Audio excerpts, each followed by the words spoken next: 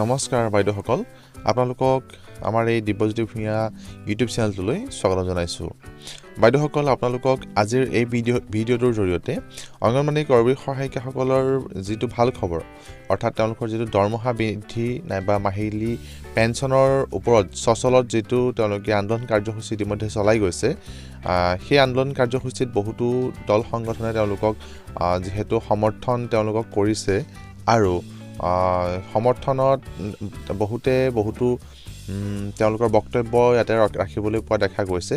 গতিকে আহকচোন কেইটামান ভিডিঅ' ক্লিপৰ জৰিয়তে আপোনালোকক সেই খবৰকেইটাৰ বিষয়ে সবিশেষ মই জনাবলৈ চেষ্টা কৰিছোঁ। তাৰ আগতে আপোনালোকলৈ এটা অনুৰোধ, এনেধৰণৰ বা বাতৰিসমূহ পাই থাকিবৰ কাৰণে আমাৰ এই চেনেলটো ছাবস্ক্ৰাইব কৰি ৰাখিব আৰু ঘণ্টা বুটামটো প্ৰেছ কৰিবলৈ একেবাৰে নাপাহৰিব। যিসকল প্ৰতিবাদ কৰা অংগনবাড়ী কৰ্মী সহায়িকাসকল আছে, তেওঁলোকে এটা কথা কৈছে যে যি সময়ত দিল্লী চৰকাৰে অংগনবাড়ী কৰ্মী সহায়িকাসকলক 12,720 টকা দৰমহা হিচাপে প্ৰদান কৰে, তেনে সময়তে আমাৰ অসমৰ মাননীয় হিমন্ত বিশ্ব শৰ্মা ডাঙৰীয়াৰ নেতৃত্বাধীন চৰকাৰে অংগনবাড়ী কৰ্মীগৰাকীলৈ প্ৰধান কৰ্মীগৰাকীলৈ 6,500 টকা বৰঙণি বা 6,500 টকাহে মাননি দিয়ে। তাৰোপৰি যিসকল সহায়িকা আছে, সহায়িকাসকলৰ ক্ষেত্ৰতো দৰমহাৰ পাৰ্থক্য দেখিবলৈ পোৱা যায়। তেওঁলোকে কয় যে দিল্লী চৰকাৰে সহায়িকাসকলক দিয়ে 6,810 টকা, আনহাতে অসমৰ মাননীয় মুখ্যমন্ত্ৰী হিমন্ত বিশ্ব শৰ্মা ডাঙৰীয়াৰ চৰকাৰখনে 3,250 টকাহে অংগনবাড়ী সহায়িকাগৰাকীক প্ৰদান কৰে।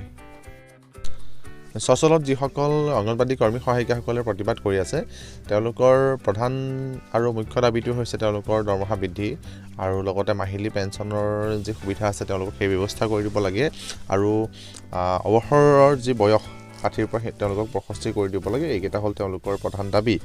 তেওঁলোকে এইটো দাবী কৰিছে যে যিসকল অংগনবাড়ীৰ কৰ্মী অৰ্থাৎ প্ৰধান, সেইসকলৰ দৰমহা 21,000 টকা কৰিব লাগে, অৰ্থাৎ 21,000 টকালৈ বৃদ্ধি কৰিব লাগে। তাৰোপৰি তেওঁলোকৰ যিসকল সহায়িকা আছে, সেই সহায়িকাসকলৰ দৰমহা 18,000 টকালৈ বৃদ্ধি কৰিব লাগে। যিহেতু তেওঁলোকক ইলেকশ্যনৰ ডিউটিৰ পৰা আদি কৰি তেওঁলোকে এইটো অভিযোগ কৰিছে যে ইলেকশ্যন ডিউটিৰ পৰা আদি কৰি যিসমূহ চৰকাৰী কাম থাকে, সেই প্ৰায়খিনি সকলোখিনি চৰকাৰী কামতে তেওঁলোকক নিয়োজিত কৰা হয়। যিহেতু ইমানখিনি কাম তেওঁলোকে কৰিবলগীয়া হয়, গতিকে সেই অনুসৰি তেওঁলোকে ক'ব বিচাৰিছে যে 21,000 টকাৰ দৰমহা তেওঁলোকে পাব লাগে আৰু সহকাৰীগৰাকীয়ে 18,000 টকাৰ দৰমহা লাভ কৰিব লাগে। গতিকে তেওঁলোকৰ আন্দোলন সফল হওক, চৰকাৰে তেওঁলোকৰ দাবীখিনি মানি লওক, আমি এয়াই আশা কৰোঁ। গতিকে এনেধৰণৰ বাতৰিসমূহ পাই থাকিবৰ কাৰণে আমাৰ চেনেলটো ছাবস্ক্ৰাইব কৰি ৰাখিব আৰু এই খবৰখিনি আপোনালোকৰ বান্ধৱীসকলৰ মাজত শ্বেয়াৰ কৰি দিব, যাতে তেওঁলোকে এই খবৰখিনি লাভ কৰিবলৈ সক্ষম হয়।